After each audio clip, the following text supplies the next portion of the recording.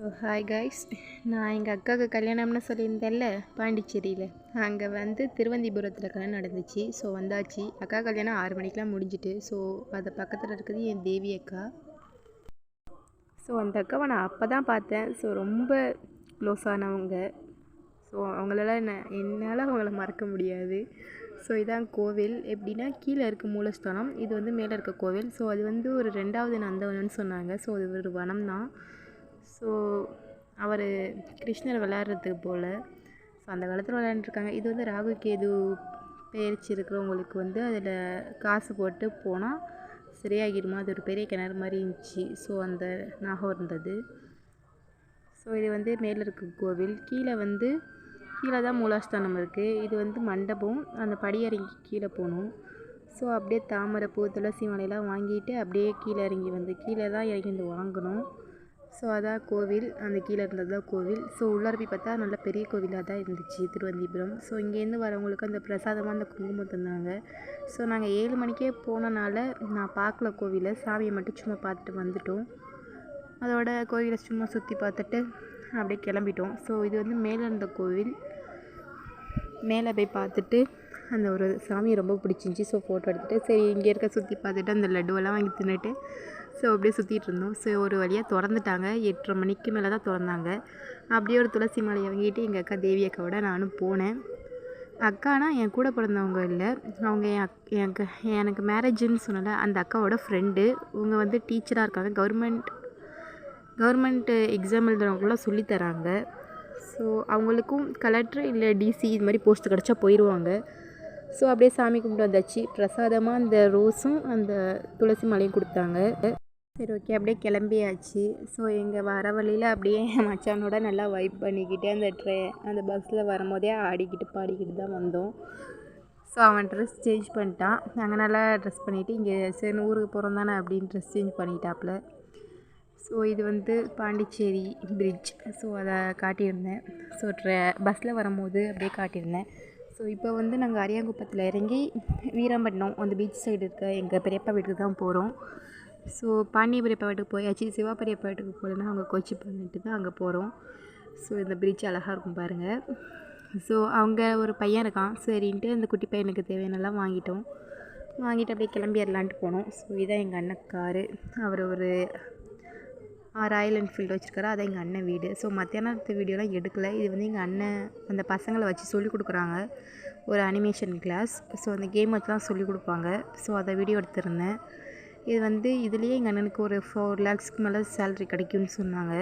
இது சொல்லிக் கொடுக்குறது மட்டும் அது மாடியில் இருந்துச்சு அந்த செட்டப் ஃபுல்லாக. ஸோ இதான் எங்கள் அண்ணன் வீடு. மத்தியானம் விலாக் ஒன்றும் எடுக்கலை, ஏன்னா மொபைல் சார்ஜ் இல்லை. ஸோ போட்டுட்டேன். அதனால் சமைச்சி எங்கள் அண்ணன் எல்லோரும் சாப்பிட்டாச்சு. ஸோ எங்கள் அண்ணன் அண்ணி எல்லாருமே இருந்தாங்க. சொல்லப்போனால் அந்த 5 வீட்டு பசங்களும் வந்திருந்தாங்க. அந்த கல்யாணம் பண்ணி போன பொண்ணை தவிர பாக்கி எல்லாருமே இங்கே தான் இருந்தோம். ஸோ இப்போ எல்லோரும் பீச்சுக்கு போயிட்டாங்க. நான் வரலன்னு சொன்னனால என்னை விட்டுட்டு போயிட்டாங்க. ஸோ இதுதான் எங்கள் அண்ணன் வீடு. ஸோ அந்த ஃபஸ்ட்டு கார்டனில் அந்த ஏசி ரூமில் நான் போய் மத்தியானம் தூங்கிட்டேன். அவ்வளோதான், தூங்கினதான் ஞாபகம் இருக்குது. நைட்டு 9 மணி 10 மணிக்கு தான் ஏஞ்சேன். அதோட எங்கள் அண்ணன் விட்டுட்டு போயிட்டான். ஸோ இது டைனிங் டேபிள், இது வந்து சாமி ரூம். ஸோ இது வந்து கிச்சன். பெரிய அண்ணரும் சின்ன அண்ணரும் காமிச்சிருந்தேன். அடுத்து நைட் டிஃபன் நைட்டுக்கும் அதையே வச்சுட்டாங்க. ரசம், மீன் குழம்பு, மீன் வறுவல் இதெல்லாம். ஸோ இது வந்து எங்கள் அண்ணன் வீட்டு போர்ச்சுக்கால். ஸோ இங்கே வந்து கார்த்தி அண்ணன், இன்ப அண்ணன் 2 அண்ணன். சிவா பெரியப்பா வந்து எங்கள் பாட்டியோட தம்பி. ஸோ எங்கள் அம்மாவோட தாய் மாமா. இப்போ இவ்வளோ பெரியப்பா வீடு சொன்னதுமே அவங்கள தான், எங்கள் அம்மாவோட மாமாவை தான் சொல்லிகிட்ருக்கேன். ஸோ ரொம்ப பழகுவாங்க, நல்லா பேசுவாங்க. ஸோ அந்த குட்டி பையனுக்கு தான் இவ்வளோ இது செட்டப் பண்ணி வச்சுருக்காங்க. இன்னும் என் தங்கச்சி தூங்கிட்டு தான் இருக்கா பாருங்கள். இன்னும் எந்திரிக்கவே இல்லை. ஏன்னா ட்ராவல் பண்ணி வந்தது அவ்வளோ டயர்டாக இருக்கும். ஸோ அதனால் தூங்கிட்டே இருந்தா. ஸோ எங்கள் அண்ணி எல்லோரும் போயிட்டாங்க. ஸோ இங்கே தான் நானும் தூங்கிட்டு இருந்தேன். அப்புறம் கொஞ்சம் லேட்டாக தான் எழுந்திரிச்சேன். ஸோ அது எங்கள் அண்ணி, எங்கள் அண்ணன், அந்த பையன் ஒரே பையன்தான். 2வது அண்ணனுக்கு இப்போ தான் மேரேஜ் ஆகிருக்கு, இன்ப அண்ணன் சொல்லிட்டு. ஸோ அவங்க சென்னையோட தான் இருக்காங்க, ஆனால் இப்போ வந்திருக்காங்க மேரேஜ்னால். ஸோ இது எங்கள் சின்ன அண்ணன் ரூமு. ஸோ நாங்களாம் மாடியில் தான் போய் படுத்திருந்தோம். சரி ஓகே, நம்ம மட்டும் தான் இருக்கோம், சாப்பிட வந்தாச்சு. அதான் மீன் குழம்பு, ரசம், அப்புறம் மீன் வறுவல் நான் சொன்னது தான். சுரைக்காய் சாதம் அவ்வளோதான். சரின்னு சாப்பிட்டுட்டு சரி மாடிக்கு தூங்க வந்தாச்சு. ஸோ இப்போ தாண்டா ரிலாக்ஸாக தூங்க போகிறோன்ட்டு வந்தாச்சு. ஏசியை போட்டு ஆன் பண்ணி வச்சுருந்தாங்க. ஸோ தூங்கிட்டு நெக்ஸ்ட் டே மார்னிங் ஸோ காலையிலே வந்தாச்சு. இங்கே இருக்கிற தோட்டத்தை பார்க்கணுன்னு எனக்கு ரொம்ப ஆசை. ஸோ பக்கத்தில் இருக்க தோட்டத்தை தான் பார்த்துனேன். அங்கே பார்த்தா என்ட்ரன்ஸ்லேயே கீரை வகைகள், முருங்கைக்கீரை, பசலைக்கீரை, மணத்தக்காளி கீரைலாம் வச்சு வளர்த்துட்ருந்தாங்க. ஸோ அழகாக இருந்துச்சு பார்க்கும்போதே. அடுத்து சீத்தா மரம் ஒன்று இருந்துச்சு. ஸோ அப்படியே உள்ளார போய் பார்த்தா அங்கே ஒரு கொய்யா மரம், அப்புறம் மல்லிகை செடி ஒவ்வொரு தொட்டிலையும் அவ்வளோ முட்டை வச்சுருந்துச்சு. ஸோ அப்படியே அங்கிட்டு வந்து ஒரு முல்லைப்பூலே ஏதோ ஒரு வகை போல் அது காக்கரட்டானா முல்லைப்பூவான்னு தெரியல சரியா. ஸோ அப்படியே அங்கிட்டு ஒரு ரோஸ் முட்டை வச்சுருந்துச்சி. அதை பார்த்துட்டு அப்படியே வந்தோம். ஸோ இது வந்து வல்லாரைக்கீரை, பிரெயினுக்கு ரொம்ப நல்லது. ஸோ இதெல்லாம் செம்பருத்தி வகைகள் நீட்டுக்கும் இருந்துச்சு. நிறைய வெரைட்டிஸ் செம்பருத்தி இருந்துச்சு. இது வந்து கத்திரிக்காய் ஒன்றுன்னு பொழைச்சி கிடக்கு. நிறைய கத்திரிக்காய் நேற்றியே பறிச்சுட்டு குழம்பு வைக்கிறதுக்கு. ஸோ வெண்டைக்காய் நிறைய செடி போட்டிருந்தாங்க. எல்லாம் வெயில் சீசன்னால் பட்டு போச்சுன்னு சொன்னாங்க. ஸோ செம்பருத்தி, அப்புறம் இது வந்து சங்குப்பூ. அப்படியே இங்கிட்டு வந்தோம்னா இதே மாதிரி நிறைய செடி இருந்துச்சு. ஸோ இது வந்து இட்லி பூ, நிறைய வெரைட்டிஸ் இருந்துச்சு. இந்த வெயிலுக்கு பட்டு போயிட்டுன்னு சொன்னாங்க. ஸோ இதெல்லாம் மல்லிகைப்பூ, இது வந்து செவ்வந்தி பூ, இது வந்து எல்லோ கலர், ஒயிட் கலர் எல்லாமே அங்கே இருந்துச்சு.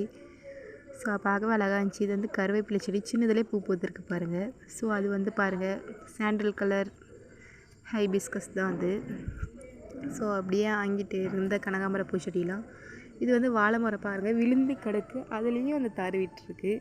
கனகாம்பரம் நீட்டுக்கும் இருந்துச்சு. ஸோ அழகாக இருந்துச்சு. இது வந்து பாரிஜாத பூ, ஒரு பூ பூத்துருந்துச்சு. ஏன்னா நேற்றுக்கு சாமிக்கு எல்லாத்தையும் பறித்து வச்சுட்டோம். அப்படியே துளசி செடி, அப்புறம் அது வந்து நெல்லிக்காய், அப்புறம் சப்போட்டா மரம், பீக்கக்காய் செடி. இது வந்து 2 ரோஸ் பாருங்கள்.